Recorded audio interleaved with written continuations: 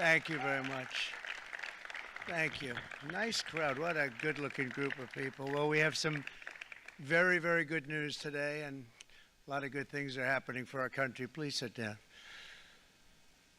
My fellow Americans, this is Liberation Day, waiting for a long time.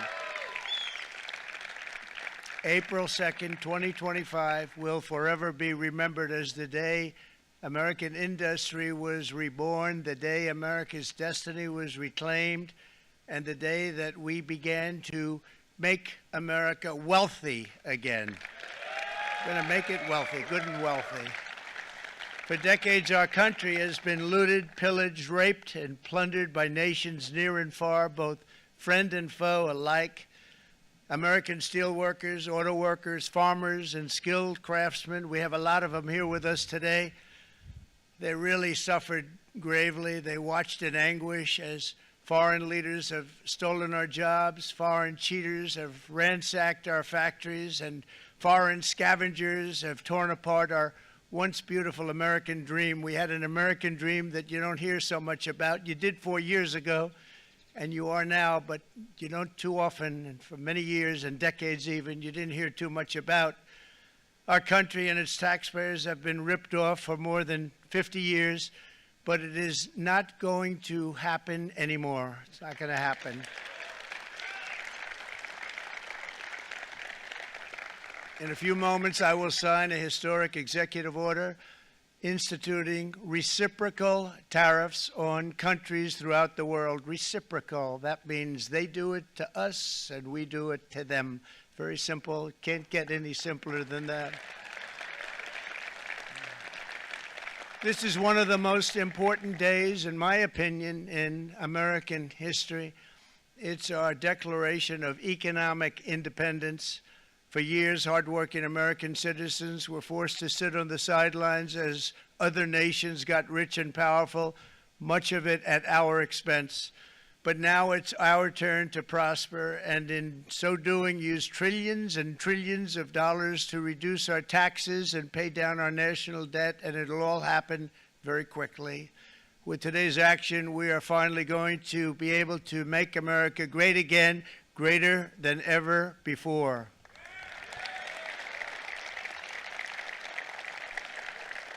Jobs and factories will come roaring back into our country, and you see it happening already. We will supercharge our domestic industrial base. We will pry open foreign markets and break down foreign trade barriers. And ultimately, more production at home will mean stronger competition and lower prices for consumers. This will be indeed the golden age of America. It's coming back, and we're going to come back very strongly. We're pleased to be joined on this momentous occasion by Vice President J.D. Vance. J.D., thank you. Thank you. Thank you very much. Where are you, J.D.? No, that wasn't too hard to find. I was looking, you know, he likes to take a low-key attitude, so it'd usually be sit right in front. He's gaining a lot of confidence, Mike, isn't he? And nearly my entire cabinet is here, as well as Speaker Mike Johnson, who's done an amazing job. And with the great success we had last night in Florida, we have a majority of 7. And 7's like a lot when we had it at 1, right? You've done a fantastic job. And many of the members of the House and Senate are with us. Senators, Congressmen, thank you all for being with us. We appreciate it. For decades, the United States slashed our trade barriers on other countries, while those nations placed massive tariffs on our products and created outrageous non-monetary barriers to decimate our industries. And in many cases, the non-monetary barriers were worse than the monetary ones. They manipulated their currencies, subsidized their exports, stole our intellectual property, imposed exorbitant VAT taxes to disadvantage our products, adopted unfair rules and technical standards, and created filthy pollution havens. They were absolutely filthy, but they always came to us and they said, we're violating, we should pay for it. It's all detailed in a very big report by the U.S. Trade Representative on Foreign Trade Barriers, and I'll just hold it up for you. It's available, and you don't have to pay too much. As I understand it, you'll pay nothing. It's a lot of work for something, actually, because it's a special book. It's frankly, it's very upsetting when you read it, when you see what people have been doing to us for 30 years. This all happened with no response from the United States of America, none whatsoever. But those days are over. Let me offer just a few examples of the vicious attacks our workers have faced for so many years. The United States charges other countries only a 2.4 tariff on motorcycles. Meanwhile, Thailand and others are charging much higher prices, like 60%. India charges 70%. Vietnam charges 75%, and others are even higher than that. Likewise, until today, the United States has for decades charged a 2.5 tariff. Think of that, 2.5% on foreign-made automobiles. The European Union charges us more than 10% tariffs, and they have 20% VATs, much, much higher. India charges 70%, and perhaps worst of all are the non-monetary restrictions imposed by South Korea, Japan, and very many other nations. As a result of these colossal trade barriers, 81% of the cars in South Korea are made in South Korea. 94% of the cars in Japan are made in Japan. Toyota sells 1 million foreign-made automobiles into the United States, and General Motors sells almost none. Ford sells very little. None of our companies are allowed to go into other countries. And I say that, friend and foe, and in many cases, the friend is worse than the foe in terms of trade. But such horrendous imbalances have devastated our industrial base and put our national security at risk. I don't blame these other countries at all for this calamity. I blame former presidents and past leaders who weren't doing their job. They let it happen, and they let it happen to an extent that nobody can even believe. That's why, effective at midnight, we will impose a 25% tariff on all foreign-made automobiles.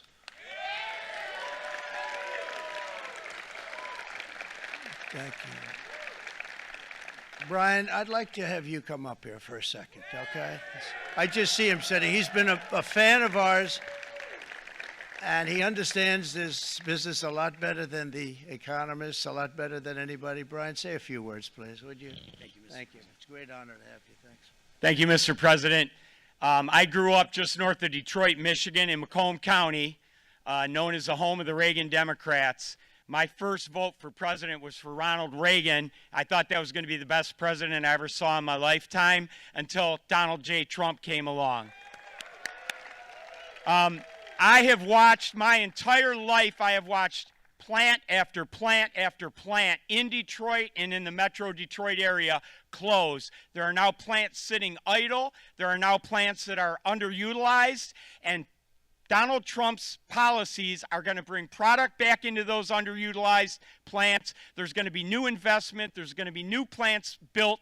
And the UAW members, and I brought 20 of them with me, they're sitting right over here. We support Donald Trump's policies on tariffs 100%. So, Mr. President, we can't thank you enough. And in 6 months or a year, we're going to begin to see the benefits. I can't wait to see what's happening 3 or 4 years down the road. Thank you, Mr. President. Thank you. What a great guy. He got it right from the beginning. He got it before almost anybody else. This group over there, they got it too. And, you know, we won the state of Michigan. We won almost all of them. But we won Michigan by a lot, and I want to just thank you all. The auto workers were fantastic. The Teamsters were fantastic. Everyone was pretty good, I will tell you. Thank you very much. I appreciate it. You're going to be very happy very soon, and you probably see what's happening with all of the, not only car companies, but car companies in particular. See it with all of the ones they're moving, they're announcing day in, day out. You're seeing it. Nobody's ever seen anything like that. With today's actions, we're also standing up for our great farmers and ranchers who are brutalized by nations all over the world. It's brutalized. Canada, by the way, imposes a 250 to 300% tariff on many of our dairy products. They do the first can of milk. They do the first little carton of milk at a very low price, but after that it gets bad, and then it gets up to 275, 300%. So when they're figuring what's Canada charging, they say, oh, about 2%, 3%. But take a look at what happens down the road. When you look a little bit, it's not a pretty picture, and we don't like it, and it's not fair. It's not fair to our farmers. It's not fair to our country.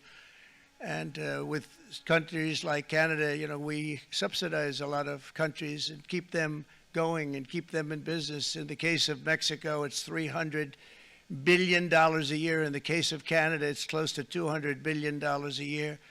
And I say, why are we doing this? Why are we doing this? I mean, at what point do we say you got to work for yourselves, and you got to? This is why we have the big deficits. This is why we have that amount of debt that's been placed on our heads over the last number of years, and we're really not taking it anymore. Through non-tariff barriers, the European Union bans imports of most American poultry. You understand? They say, we want to send you our cars, we want to send you everything, but we're not going to take anything that you have. Australia bans, and they're wonderful people and wonderful everything, but they ban American beef, yet we imported $3 billion of Australian beef from them just last year alone. They won't take any of our beef. They don't want it because they don't want it to affect their farmers. And you know what? I don't blame them, but we're doing the same thing right now, starting about midnight tonight, I would say. And China charges American rice farmers an overquota, it's called, a tariff rate of 65%. South Korea charges 50%. Actually, they charge different, from 50% to 513%. And Japan, our friend, charges us 700%. But that's because they don't want us selling rice and other things. Who can blame them, Madam Secretary? Agriculture, great job you did on eggs, by the way. The egg prices came down 50%. You got them down 50%. Once we got involved, they were going through the sky. The egg prices, they were going through the sky, and you did a fantastic job. Now we have lots of eggs, and they're much cheaper, down about 59% now, and they're going down further. We charge 2.8% for so many things that other countries are charging 200%, 300%, and 400% for. If imposing tariffs and protective barriers made nations poor, then every country on earth would be racing to eliminate these policies, and China would be the first on line. They run a very strong country, but they're not first in line, and the American people are paying a very big price. From 1789 to 1913, we were a tariff-backed nation, and the United States was proportionately the wealthiest it has ever been. So wealthy, in fact, that in the 1880s, they established a commission to decide what they were going to do with the vast sums of money they were collecting. We were collecting so much money so fast, we didn't know what to do with it. Isn't that a nice problem to have? What do you think, Marco? Good problem? Marco would love that problem. But we don't have that problem anymore, but we're not going to have it very much longer, I will tell you. But they collected so much money, they actually formed a commission to determine what they were going to do with the money, who they were going to give it to, and how much. Then in 1913, for reasons unknown to mankind, they established the income tax so that citizens, rather than foreign countries, would start paying the money necessary to run our government. Then in 1929, it all came to a very abrupt end with the Great Depression, and it would have never happened if they had stayed with the tariff policy. It would have been a much different story. They tried to bring back tariffs to save our country, but it was gone. It was gone. It was too late. Nothing could have been done. It took years and years to get out of that depression, far longer than even FDR had that office right over there for a long period of time. The ramp system, that's rather intricate, was built because of him, and every time you walk up, you think of him, and he did a great job in many ways, but it lasted long beyond his terms, as you know. But it's not too late any longer, and we're going to start being smart, and we're going to start being very wealthy again. We're going to be wealthy as a country because they've taken so much of our wealth away from us. We're not going to let that happen. We truly can be very wealthy. We can be so much wealthier than any country. It's not even believable, but we're getting smart. Nearly a century later. In the face of unrelenting economic warfare, the United States can no longer continue with a policy of unilateral economic surrender. We cannot pay the deficits of Canada, Mexico, and so many other countries. We used to do it. We can't do it anymore. We take care of countries all over the world. We pay for their military. We pay for everything they have to pay. And then when you want to cut back a little bit, they get upset that you're not taking care of them any longer. But we have to take care of our people, and we're going to take care of our people first. And I'm sorry to say that.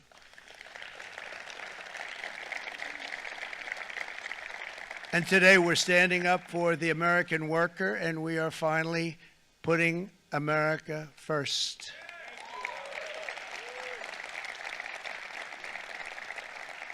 In Sleepy Joe Biden's last year in office, the United States hemorrhaged 100,000 manufacturing jobs, and the number was going through the roof at levels never seen before. And our trade deficit reached a record $1.2 trillion, which is unheard of. Since the beginning of NAFTA, the worst trade deal ever made, it was a horror show. I was able to terminate it. They all said you'd never be able to get it out. We had to get approval from Congress to get it terminated. We had to live with that deal. It was the worst trade deal ever made by far. But since the very beginning of NAFTA, our country lost 90,000 factories. Think of what that is, 90,000. Think about putting a map up and putting tax on it. You wouldn't have enough room. 90,000. I said, is that possible? We had it checked 4 different times, and it was actually somewhat higher than that. And 5 million manufacturing jobs were lost while racking up trade deficits of $19 trillion. That was the worst trade deal ever made. As a result of these gigantic losses, foreign nations now own $26 trillion more of American assets than think of this, than the Americans own of their own foreign assets or other foreign assets. The United States can no longer produce enough antibiotics to treat our sick. We have a tremendous problem. We have to go to foreign countries to treat our sick. If anything ever happened from a war standpoint, we wouldn't be able to do it. We import virtually all of our computers, phones, televisions, and electronics. We used to dominate the field, and now we import it all from different countries. A single shipyard in China now produces more ships every year than all of the American shipyards combined. Think of that. And it was a business that we used to dominate. We used to dominate it totally. In short, chronic trade deficits are no longer merely an economic problem. They're a national emergency that threatens our security and our very way of life. It's a very great threat to our country. And for these reasons, starting tomorrow, the United States will implement reciprocal tariffs on other nations. It's been a long time since we even thought of that.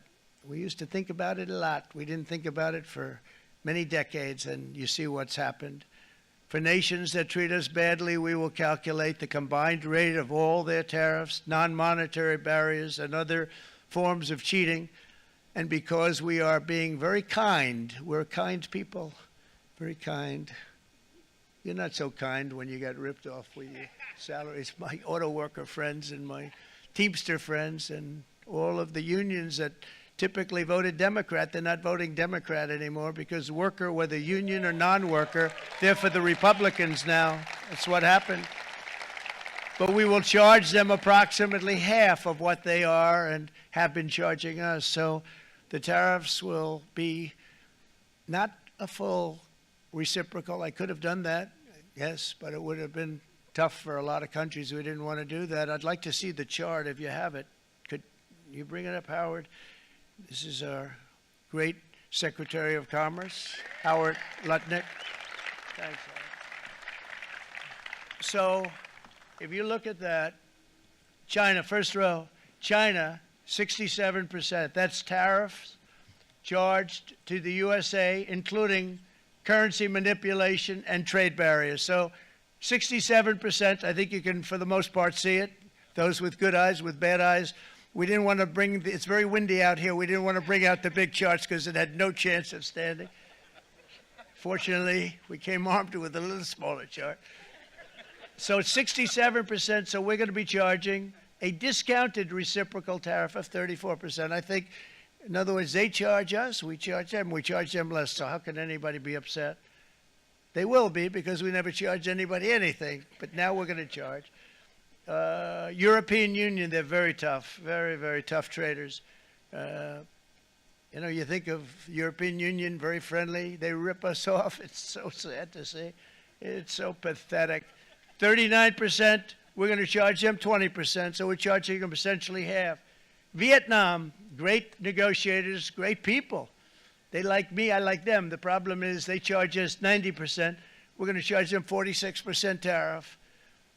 Taiwan, where they took all of our computer chips and semiconductors. We used to be the king, right? We were everything. We had all of it. Now we have almost none of it, except the biggest company is coming in. We're going to end up with almost 40%. Lee Zeldin's working to get their approvals. And it's an amazing company. Mr. Wei, of one of the great companies of the world, actually. They're coming in from Taiwan, and they're going to build one of the biggest plants in the world, maybe the biggest for that. But 64%, we're going to charge them 32%. Japan, very, very tough, great people. And again, I don't blame the people for doing it. I think they're very smart in doing it. I blame the people that sat right in that Oval Office, right over there, right behind the Resolute desk or whichever desk they chose. Japan, 46%. They would charge us 46%, and much higher for certain items like cars, you know, little items like cars. 46%, we're charging them 24%. India, very, very tough, very, very tough. The Prime Minister just left, and he's a great friend of mine, but I said, you're a friend of mine, but you're not treating us right. They charge us 52%. You have to understand, we charge them almost nothing for years and years and decades, and it was only 7 years ago when I came in, we started with China and charged them. We took in hundreds of billions of dollars from China in tariffs, and they understood, honestly. President Xi understood. He said, look, I understand, and the other countries, and they all understand. We're going to have to go through a little tough love, maybe, but they all understand. They're ripping us off, and they understood it. Prime Minister of Japan, Shinzo Abe. He was a fantastic man. He was unfortunately taken from us, assassination. But I went to him and I said, Shinzo, we have to do something. A trade is not fair. And he said, I know that, I know that.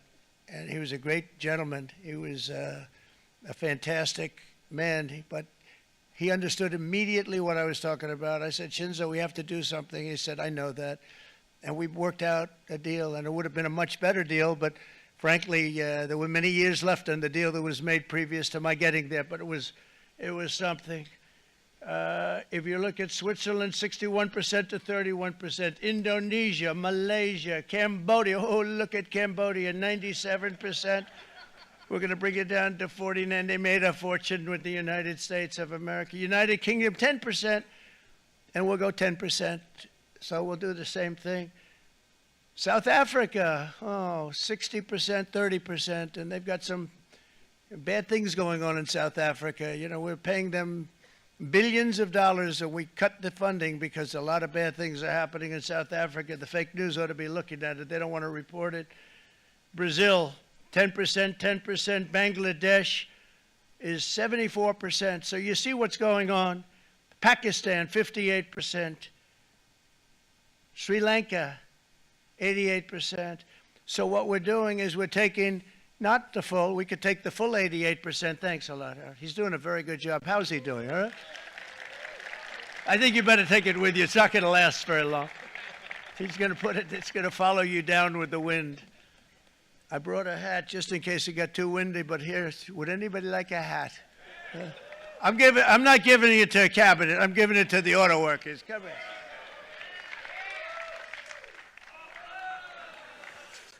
Thank you, fellas. Get it. That's it. That's it. They deserve it more than our cabinet. Our cabinet has plenty of hats. But you see the numbers. The numbers are so disproportionate. They're so unfair.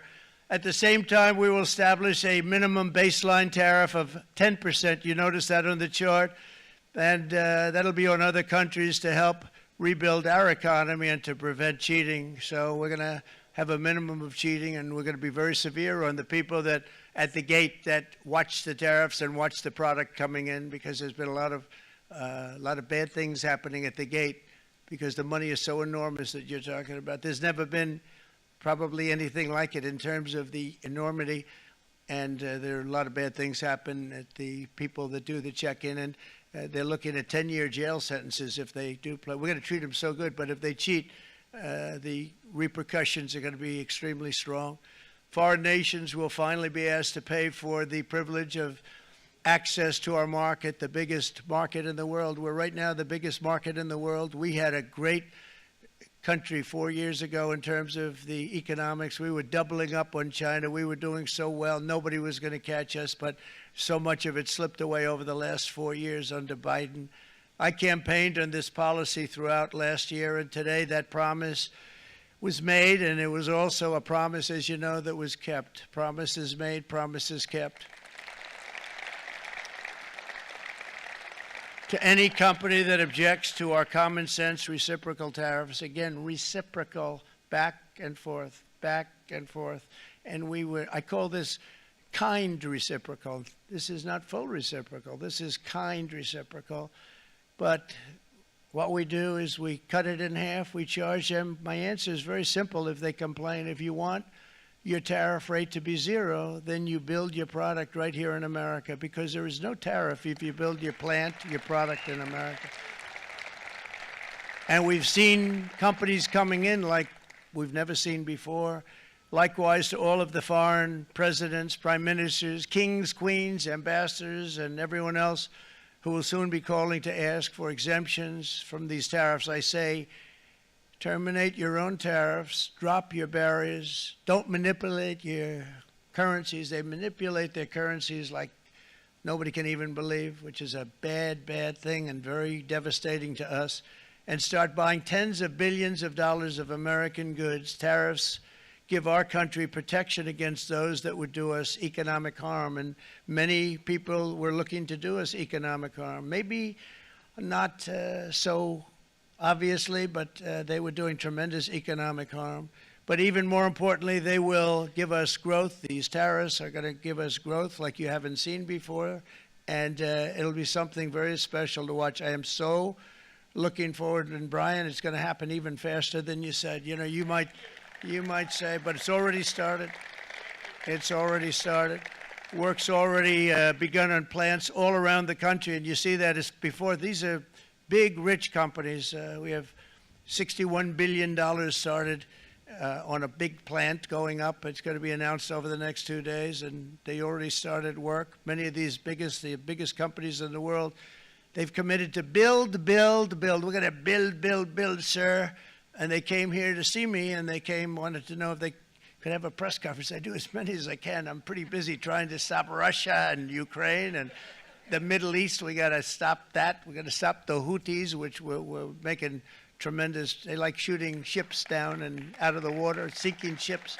They get a kick out of it, but they're not getting such a kick out of it now, are they, Mr. Secretary? They're not getting such a kick out of that now.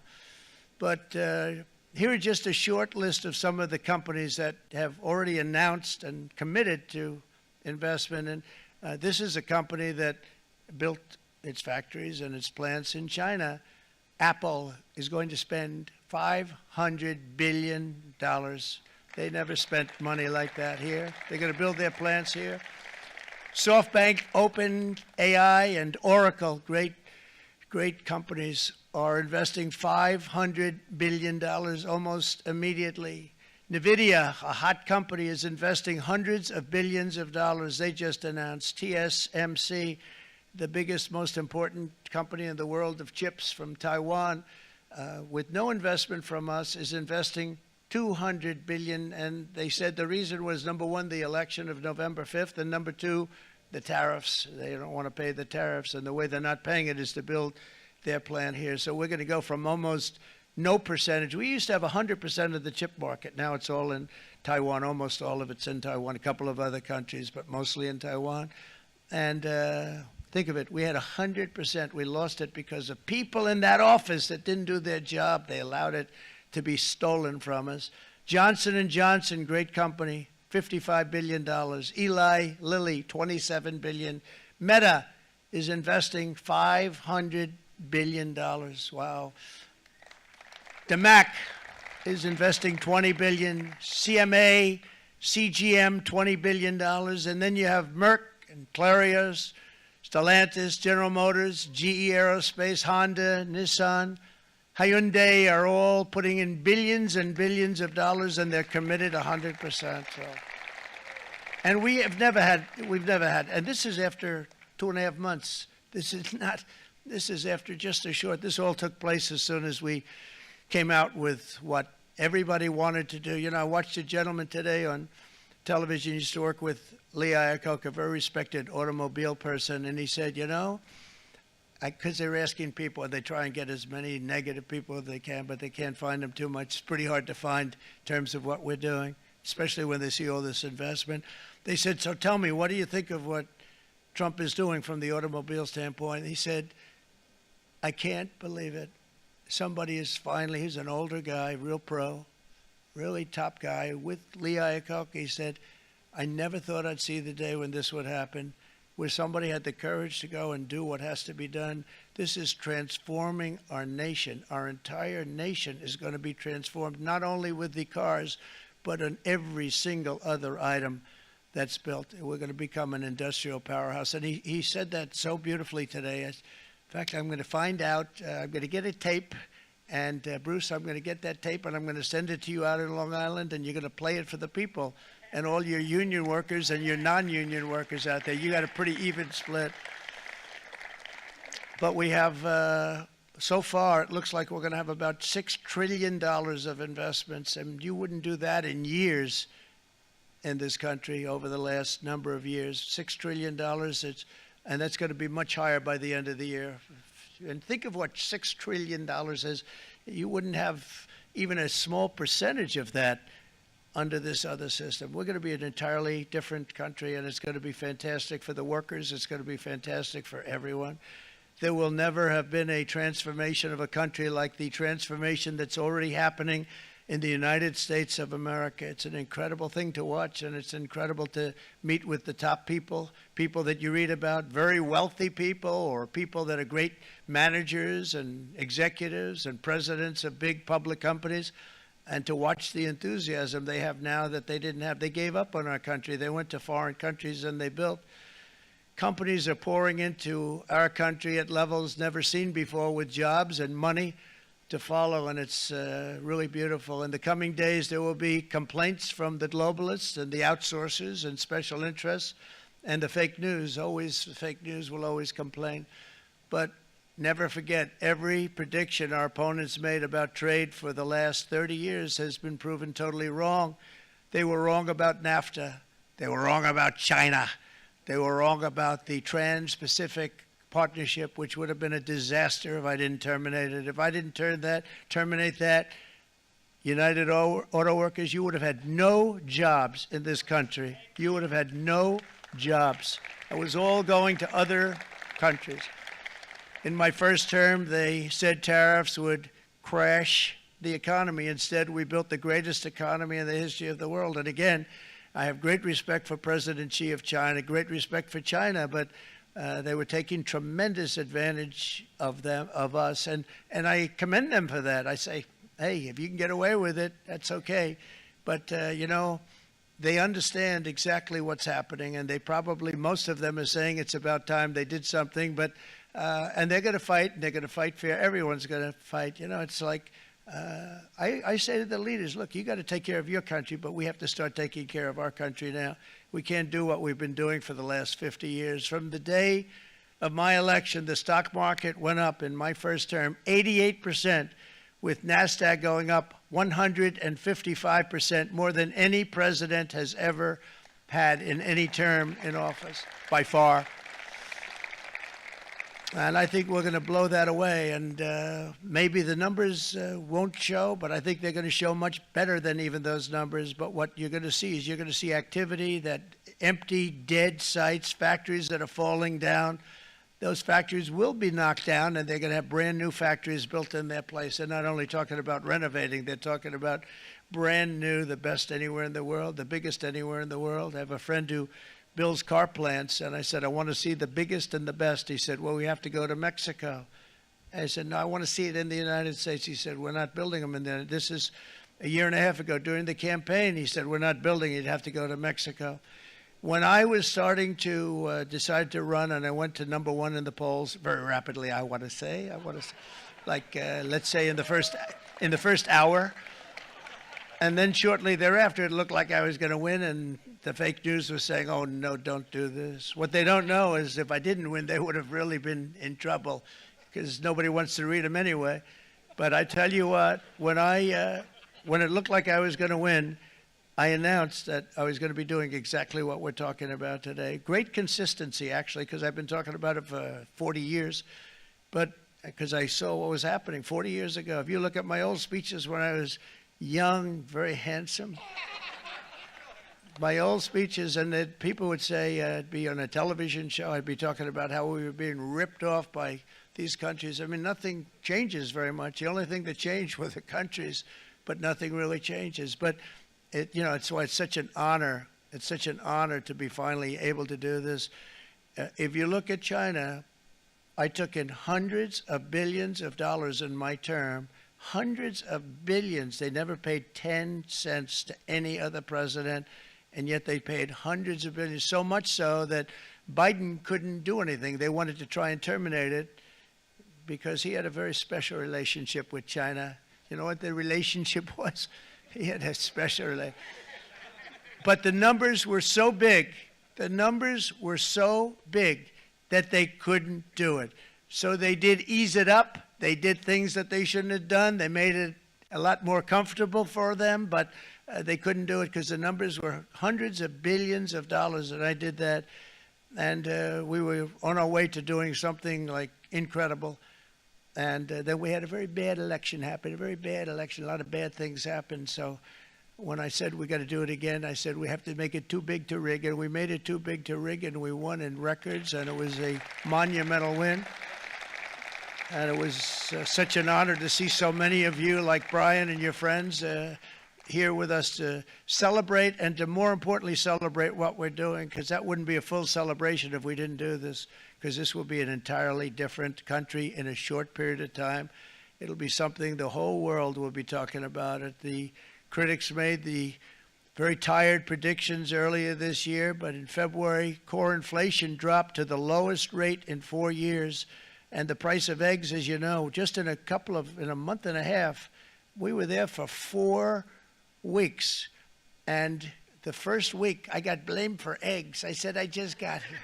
They said eggs have gone up at like 250% and you can't get eggs, and they were going crazy, and I said, I just got here.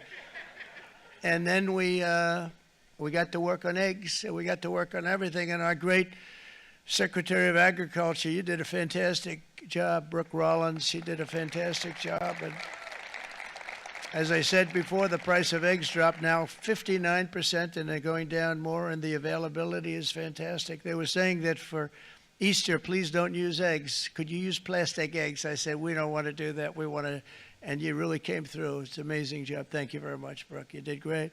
But likewise, an old-fashioned term that we use, groceries. I used it in the campaign. It's such an old-fashioned term, but a beautiful term, groceries. It sort of says a bag with different things in it. Groceries went through the roof, and I campaigned on that. I talked about the word groceries for a lot, and energy costs now are down. Groceries are down. Gasoline is way under $3, and people are beginning to be able to buy things and live again. We brought prices way down. We created 10,000 already in a few weeks, new manufacturing jobs. And it was that took place in 1 month, numbers that they haven't seen in a long time. We had virtually no inflation under my term. We had virtually no inflation for 4 years, but after transitioning over to Sleepy Joe, it went from almost non-existent to the highest in the history of our country.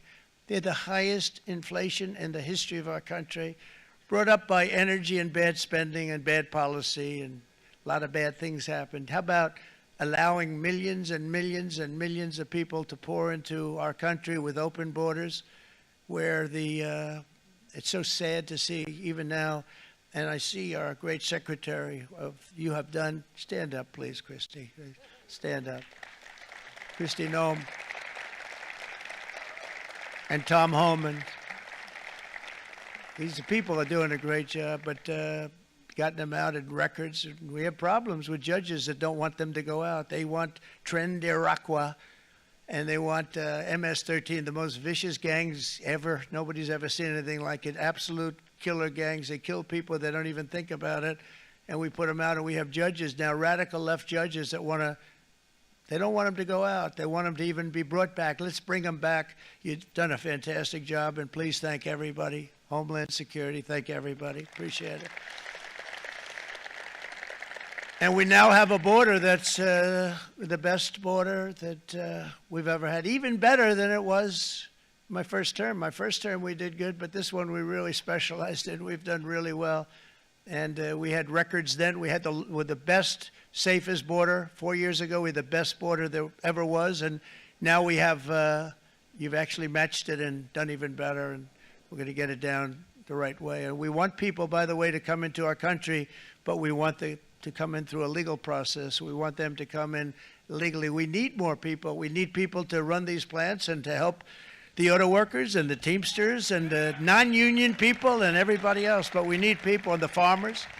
And we're going to let people come in, but they want to come in. We want them to come in legally. They have to have the capability of loving our country, not people that hate our country. We don't want them in our country. And now we're going to pass the largest tax cuts in American history, and that's where we're relying on Mike and John Thune. And we will not cut Social Security, Medicare, or Medicaid benefits, and the Democrats will, because if they got in, the entire economy would collapse. This country was heading for a collapse under the people that you saw. They were horrible. I think one of the reasons people like the job, I have my highest approval ratings because I think they're comparing me to the worst administration in the history of our country, so I appreciate that at least. But Speaker of the House Mike Johnson and Senate Majority Leader, appreciate it, Mike. John Thune have been fantastic, by the way. But they've been working tirelessly on taking the next step to pass the plan for our one big, beautiful bill. I'd like to name it that if you can. One big, beautiful. I made that statement about 6 months ago, and everybody calls it one big, beautiful bill. And it will be that. It'll have everything, the big tax cuts and every incentive there is. And it'll be fantastic. And by the way, for the cars, we're asking for an interest deduction on a loan. So if you build the car, only in America we do it, Brian. If the car's not built in America, you don't get the interest rate deduction. But if you build the car in America, if you buy a car, if it's built in America, then you get an interest rate deduction, tax deduction, and that's a big thing. That's going to be a big thing. I think that's going to pay for itself very quickly, that deduction. Never happened. We've never had anything like that before. Somebody said, where do you get the idea? Because it's so basic. You would think that would have happened a long time ago. It never did, and I'm very happy it didn't because now I can say that was my idea.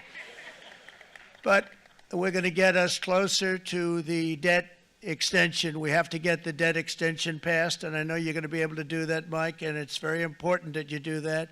And all of the other things that the Senate budget plan gives us, along with working, because I know they're working together, John and Mike, and the two bills are going very well together. We need to get our shared priorities done, including certain permanent tax cuts. We want the tax cuts to be permanent, spending cuts, energy and historic investments in defense, border, and so much more. We're covering everything. These will be phenomenal. There'll be no bill like this going to straighten. One bill is going to straighten out our country for many, many years to come.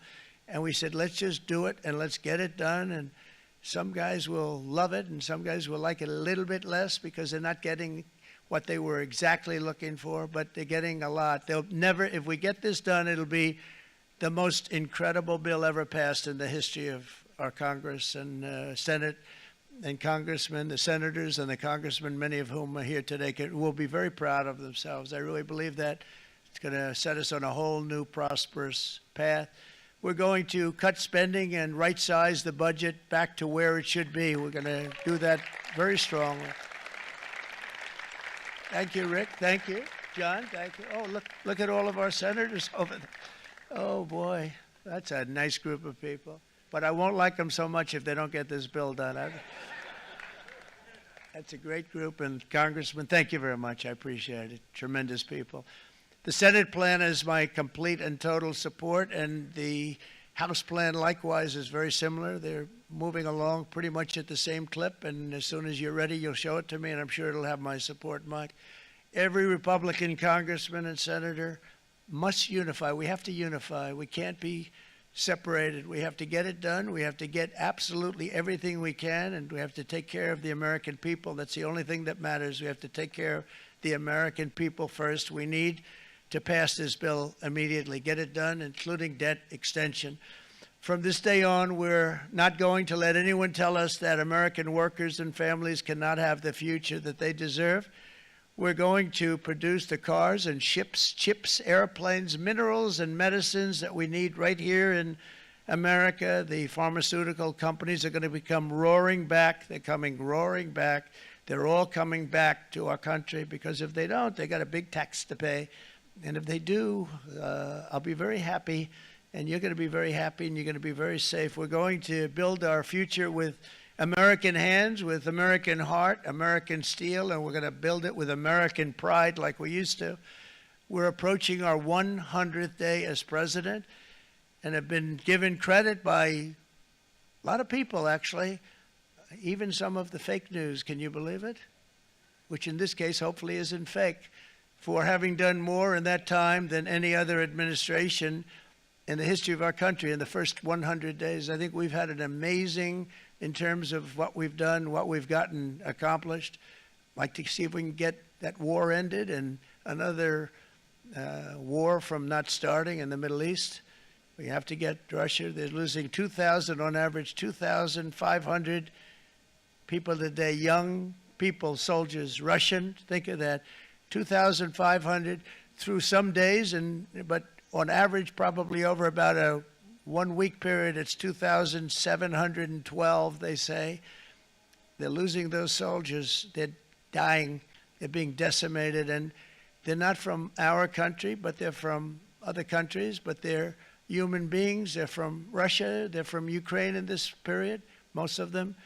And we're going to get it stopped. It's a senseless war that would have never happened if I was president, and it shouldn't be allowed to go on. And I think we're being given good cooperation by Russia and by Ukraine, but we have to get it stopped. It's humanity. It's humanity. It's a terrible thing. This will be a very big moment. I think you're going to remember today. It's going to be a free nation that we're dealing with. We're going to have a very free and beautiful nation. It's going to be Liberation Day in America, and it's going to be a day that hopefully you're going to look back in years to come and you're going to say, you know, he was right. This has turned out to be one of the most important days in the history of our country. God bless you, and God bless America. Thank you, everybody. Thank you very much. Thank you. Thank you very much.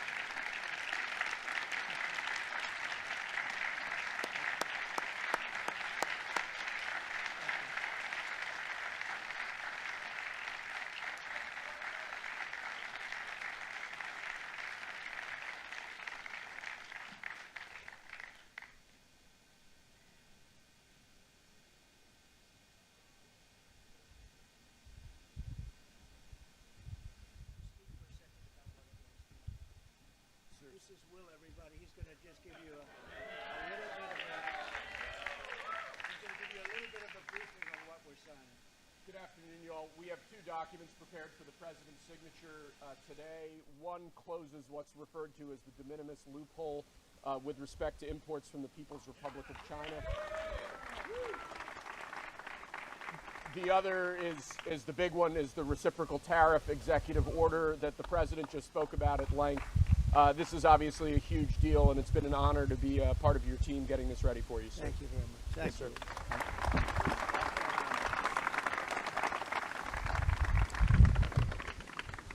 This is big stuff.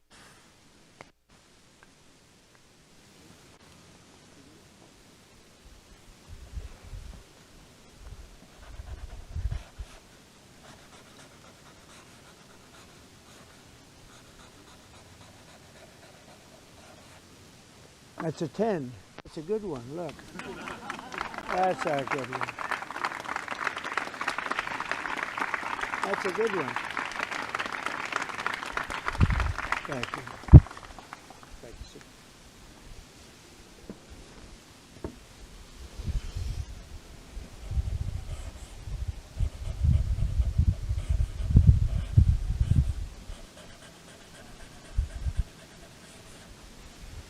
Okay, thank you very much. I'm going to hand out these pens now, if I can. Come on over. Yeah.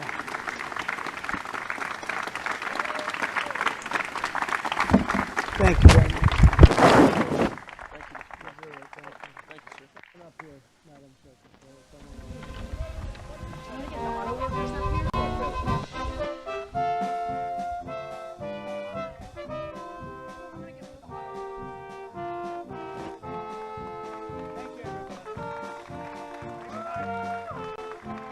Get it done, Mike.